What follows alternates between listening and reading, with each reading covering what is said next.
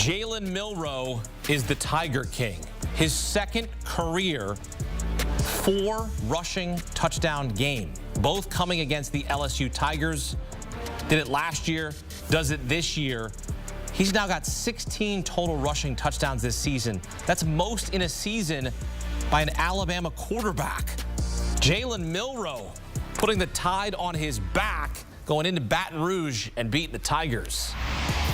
CBS Sports HQ is built by the Home Depot. How doers get more done. A whole new Saturday tour takes us to Baton Rouge. Welcome in Josh Pate. And Josh, Jalen Milroe showed us a lot in that game against Georgia. He struggled against Tennessee. Said, I'm going to take this upon myself. I'm going to take ownership of how poorly I played. What did he show you in this game against LSU?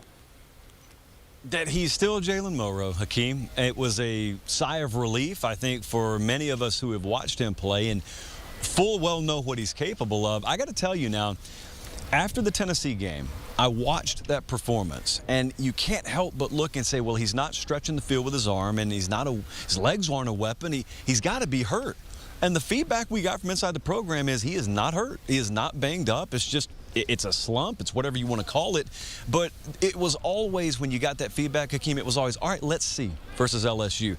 Brother, we saw as emphatically on the ground, I think, as we've seen all year. They threw the ball on Georgia. Tonight was just a team that was searching for an identity had its identity game. It was run the ball. I think 48 rushing attempts, over 310 yards on the ground, and it was basically a coaching staff that watched the second half of that A&M game and said, Marcel Reed can do that to them? Okay, well, let's see what number 4 in Crimson can do to them.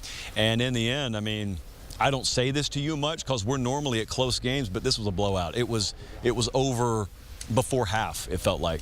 Yeah, Alabama put on a clinic. And when you look at this Alabama season, they lose to Vanderbilt. You've got fans, you've got folks in Tuscaloosa calling out Kalen DeBoer for wearing a T-shirt in that loss.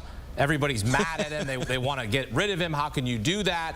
This is unprofessional. What are you doing? They lose to Tennessee. The sky is falling. And now they go to Baton Rouge where it's raining, and they look like the team that we think Alabama should be this season. Isn't that funny how things change? Yeah, and what's crazy, Hakeem, is so DeBoer is about 50 yards away right now. He's filming his coach's show, and you're not going to believe this, but he's wearing the same clothes he's worn all year. Good for him. And you're not going to believe part 2. No one cared. The Bama fans around here, no one cared tonight. So yes, sir, it is crazy how all that works out. Here's what else is crazy.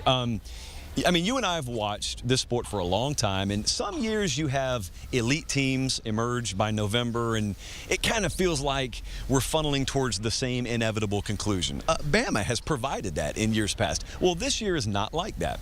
We got teams that have looked good one week, and they've crashed and burned the next week. Oregon looks great right now. Who knows? But what we're waiting on in the aggregate is we're waiting on teams like Alabama to figure out if they're going to be really, really serious, if they're going to get ahead of steam in November. We were waiting on LSU. That's not going to happen. They've sort of removed themselves from the equation. Tennessee can still do that. Despite today, Georgia can still do that. But I think what it means, I go back to that word, identity. It's going to be the team that figures itself out. You know as well as I do, there's going to be someone in that Final Four who had all but been left for dead by Halloween because they had the audacity to lose a game or two.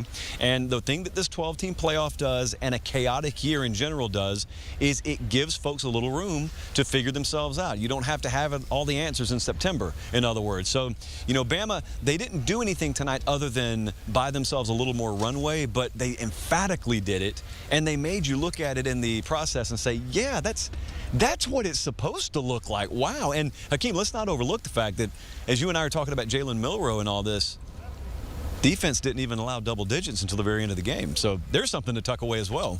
Yeah, you talk about identity, and this was an identity win for Alabama.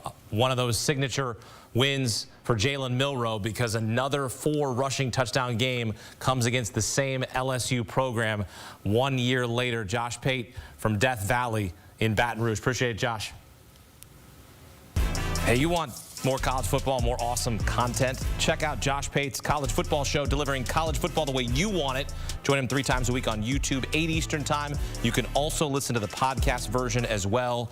The Pate State Freight's rolling into the airwaves.